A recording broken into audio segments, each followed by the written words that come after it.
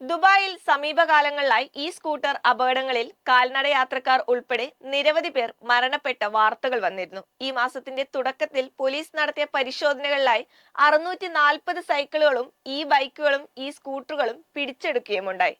അതിന് പിന്നാലെ ഇതാ ഈ സ്കൂട്ടർ റൈഡർമാർ പാലിക്കേണ്ട സുരക്ഷാ പ്രോട്ടോകോൾ വ്യക്തമാക്കിയിരിക്കുകയാണ് ദുബായ് പോലീസ്.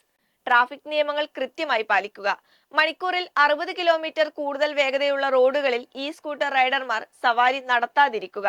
സുരക്ഷാ വസ്ത്രങ്ങൾ കൃത്യമായി ധരിക്കുക.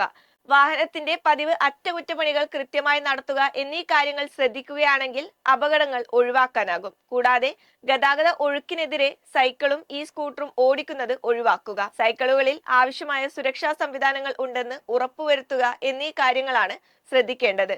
മണിക്കൂറിൽ 60 കിലോമീറ്റർ കൂടുതൽ വേഗതയുള്ള റോഡിൽ ഈ ബൈക്കോ സൈക്കിളോ ഓടിച്ചാൽ 300 ദിർഹമാണ് പിഴയായി ഈടാക്കുന്നത്. റൈഡറെയോ മറ്റുള്ളവരെയോ അപകടപ്പെടുത്തുന്ന രീതിയിൽ ബൈക്ക് ഓടിച്ചാലും ഈ സ്കൂട്ടറിൽ രണ്ടാമതൊരു യാത്രക്കാരെ കയറ്റിയാലും ഇതേ പിഴ ലഭിക്കും. ആവശ്യത്തിന് സിറ്റിംഗ് സൗകര്യങ്ങളില്ലാത്ത ഈ ബൈക്കിലോ സൈക്കിളിലോ യാത്രക്കാരനെ കയറ്റിയാൽ 200 ദിർഹമായിരിക്കും പിഴയായി ഈടാക്കുന്നത്. അതിനാൽ ഈ സ്കൂട്ടറുകളുമായി റോഡിലിറങ്ങുമ്പോൾ പ്രത്യേകം ശ്രദ്ധിക്കണം.